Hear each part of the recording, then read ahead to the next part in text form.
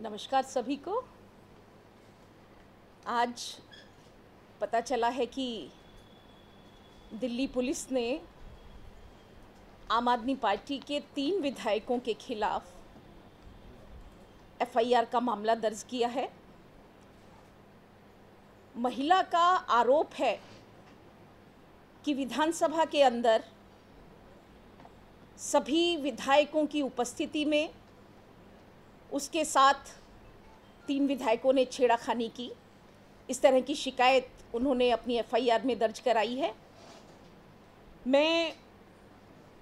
आप सभी के चैनल्स के माध्यम से बताना चाहूँगी, कुछ 3-4 बिंदु मैं रखूँगी जिससे आप लोगों को पता चलेगा कि इस तरह का स्वभाव शायद इस महिला का बन गया है। 3-4 केस उसके ऊपर दर्ज हैं जिसमें उसने अलग अलग लोगों के ऊपर अलग अलग तरह के केसों में केवल और केवल छेड़खानी का मामला उनके ऊपर दर्ज कराया है। देखिए, सबसे पहली बात तो ये है कि विधानसभा के अंदर किसी भी व्यक्ति का अंदर आना वो किसी विधायक की सिफारिश पर ही होता है। और हमें पता चला कि उक्त महिला उसने जब विधानसभा के अंदर प्रवेश किया तो विधानसभा के प्रतिपक्ष के नेता विजेंद्र गुप्ता जी के ऑफिस से उसकी स्वीकृति उसको मिली है। दूसरा, अगले दिन वही महिला विधानसभा के अंदर आती है। स्वाभाविक तौर पे विधानसभा के अंदर पहले दिन से ज़्यादा सख्ती है, लेकिन उस महिला का प्रवेश कैसे हुआ ये भी अपने आप में कोई मामूली बात नहीं है। कपिल मिश्रा जी की गाड़ी को स्वयं चलाते हुए उनका ड्राइवर बन के उन्होंने विधानसभा के अंदर प्रवेश किया। और देखिए, जब विधायकों ने स्पीकर साहब से इस बात की शिकायत की अगले दिन, तो विधायकों की शिकायत के ऊपर आदरणीय स्पीकर महोदय ने इस केस को हमारे यहाँ विधानसभा में एक विशेषाधिकार समिति बनी है, उस विशेषाधिकार समिति को इस केस को सौंपा। देखिए, इस महिला के स्वभाव का एक उदाहरण मैं आपको और दूंगी। ठीक चुनाव से पहले आम आदमी पार्टी के पदाधिकारी भाई संजय सिंह के ऊपर इस तरह का हमला किया इस महिला ने। उनके साथ में उनके ग्रुप के जो और लोग थे उन पर उन छेड़खानी का आरोप इस महिला ने लगाया। इसके साथ ही जब बेल के लिए वो सभी लोग जमानत के लिए कोर्ट गए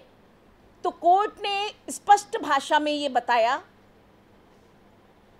कि किसी व्यक्ति के साथ में बीच बचाव करना, झगड़े के बीच में आकर के उनके झगड़े को छुड़वाना और छेड़खानी करना, दोनों चीज़ों के अंदर अंतर होता है। और इस बात को माननीय कोर्ट ने रखते हुए इस कोर्ट के अंदर बाकी सभी लोगों को जमानत दी। देखिए, इस महिला का केस उसके अपने मकान मालिक जो उसको लगातार कहता रहा है कि मकान को खाली करो, उस मकान मालिक के साथ में है।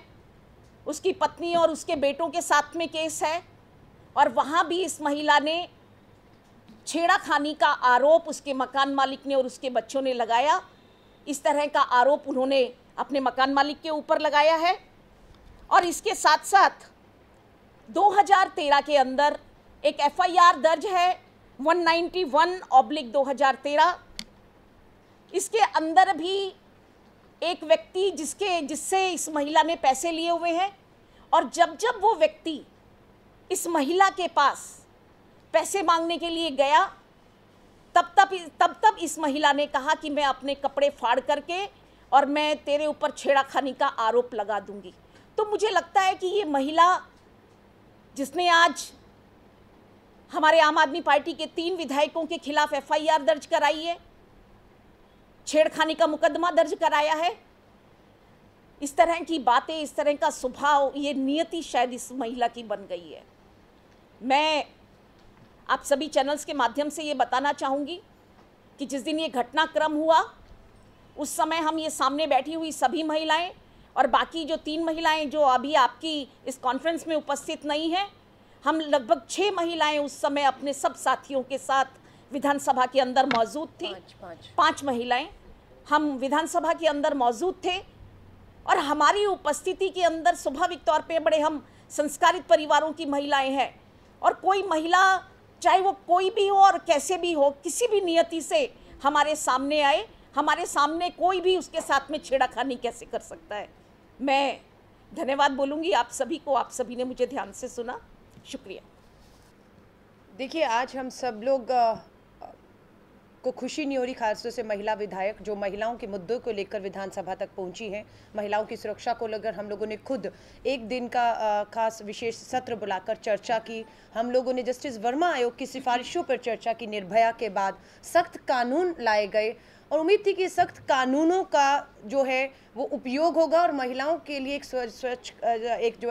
कवच जो है उनकी सुरक्षा का बनेगा। पर दुख की बात है, आज उन मजबूत कानूनों का कुछ लोग जो है अपने राजनीतिक मकसद और साजिशों के तहत जो है वो उसका दुरुपयोग कर रहे हैं। जैसा कि इस महिला के केस में दिखता है कि उसने इस सख्त कानूनों का जो महिलाओं की सुरक्षा के लिए बने थे उनका दुरुपयोग करते हुए किस तरह से कभी अपने मकान मालिक के ऊपर, कभी किसी के ऊपर जिनसे उसने पैसे लेन देन का है, कभी साजिश के तहत, जिस तरह से आपको पता लगा, साजिश इसलिए मैं कह रही हूँ जिसका खुलासा हो चुका है क्योंकि 28 तारीख को इस महिला की एंट्री जो है वो नेता विपक्ष विजेंद्र कुमार गुप्ता जी खुद विधानसभा के इस पूरे सत्र के दौरान अनुपस्थित रहे, बिल्कुल नहीं आए, किसी भी चर्चा में हिस्सा नहीं लिया, लेकिन कोशिश करके उस महिला की एंट्री 28 तारीख को विजेंद्र गुप्ता जी ने करवाई।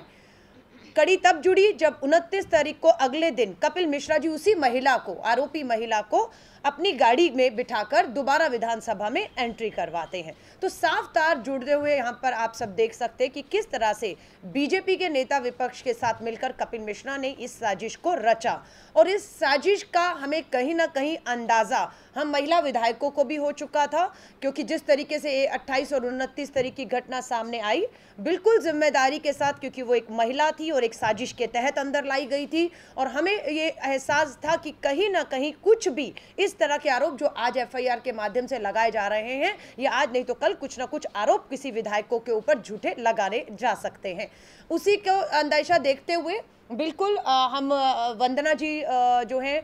विधानसभा में इस बार नहीं उपस्थित हो पाई, उनके कुछ हेल्थ इशू थे, पर 5 महिला विधायक पूरी तरह से विधानसभा में उपस्थित थी और जब ये वाक्य हुआ हम 5 महिला विधायक प्लस 3 महिला पुलिस अधिकारी जो सिविल ड्रेस में थी, हम सब महिलाएं जो है उस महिला के साथ जो है वो खड़ी थी और हमने पूरी कोशिश इस बात की कही कि वो महिला जितना भी जो कुछ भी वहाँ पर कर रही थी उसके बावजूद भी कोई भी अपना धैर्य ना खोए और कानून अपना काम करे। स्पीकर सर की जानकारी में था, तीनों महिला पुलिस ने तुरंत उस महिला को जो वहाँ हंगामा कर रही थी, जो विधायकों के वो नाम ले रही थी, उस समय वो विधायक वहाँ में दिख भी नहीं रहे थे, तो हमें साथ लग रहा था कि जिन विधायकों के नाम लिए जा रहे हैं शायद उन्हें उन विधायकों के नाम लेने के लिए कहा जा रहा है, कहा गया है। इसीलिए वो महिला 3 महिला पुलिस कर्मियों की उपस्थिति, 5 महिला विधायकों की उपस्थिति में घेरे में थी, सुरक्षित थी। किसी तरह का कोई हमला, कोई हाथापाई, कोई धक्का मुक्की पूरी जिम्मेदारी के साथ कह रहे हैं नहीं हुई।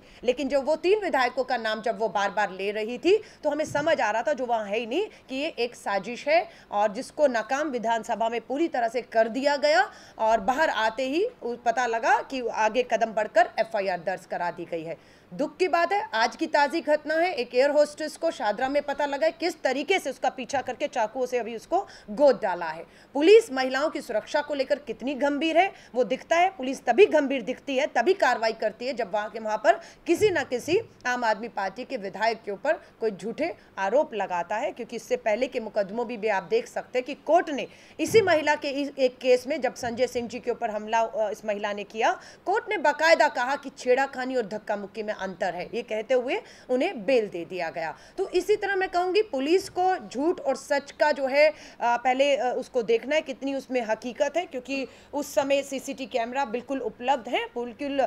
मुझे उम्मीद है जांच में जरूरत पड़ेगी तो विधानसभा वो सारी सीसीटीवी फुटेज जहां पर ये साफ जाहिर होता है कि वो महिला किस मंशा से आई थी, किस मंशा से वो विधानसभा के जो हमारा सदन है वहां तक पहुंचने की उसकी पूरी कोशिश थी, विधायकों से उलझने की कोशिश थी। लेकिन हम 5 महिला विधायक और 3 महिला महिला पुलिस कर्मियों के घेरे में। वो महिला पूरी तरह सुरक्षित एक कमरे में उसको बिठाया गया और बाद में यहाँ तक की बात आई कि वो एक महिला है और उसका बेशक रिकॉर्ड जैसा भी रहा हो, हमें इस महिला को जो है वो जाने देना चाहिए। और हम लोगों ने विधानसभा में बिना उसके खिलाफ पुलिस कंप्लेंट किए, बिना कोई शिकायत किए, बिना उसके ऊपर विधानसभा में की कमेटी को सिर्फ उसका मामला सौंप दिया कि विधानसभा की कमेटी सीसीटीवी फुटेज में और जो भी बयानात हैं उसके आधार पर अगर इस महिला के खिलाफ कोई कार्रवाई होती होगी तो कानून अपना काम करेगा। लेकिन हम सब लोगों ने मिलकर स्पीकर सर से बात करके उस महिला को वहां से जाने दिया। लेकिन मैं आप सभी से कहूंगी कि एक बहुत बड़ी साजिश है जो आज से नहीं, जब से ये सरकार आम आदमी पार्टी सरकार आई है तब से ये साजिशें हो रही हैं। हमारे एक नहीं अनेकों ऐसे विधायक हैं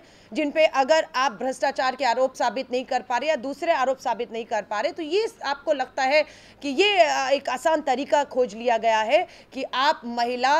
के छेड़खानी के आरोप लगवाकर, हमारे एक नहीं दो नहीं कम से कम मुझे लगता है 5 से 7 विधायक ऐसे होंगे जिनको इस मामलों में फंसाकर बदनाम करके छवि खराब करने का एक प्रयास किया जा रहा है। और मैं तमाम महिलाओं को जो दिल्ली की हैं या देश में भी अगर कुछ उम्मीद कर रही हैं, मैं उनको यकीन दिलाना चाहूँगी, हम महिला विधायक जो चुनकर आई हैं दिल्ली देश से, बिल्कुल यकीन दिलाती हैं किसी तरह का कोई भी अन्याय किसी भी महिला से नहीं होने देंगे दिल्ली देश में। जहाँ तक लड़ना होगा लड़ेंगे, पर इस तरह की साजिशें महिलाओं के जो लिए कानून बने उन्हीं कानूनों को महिलाओं द्वारा अपने राजनीतिक और साजिशों के मकसद में किसी राजनीतिज्ञ द्वारा इस्तेमाल हम लोग नहीं होने देंगे।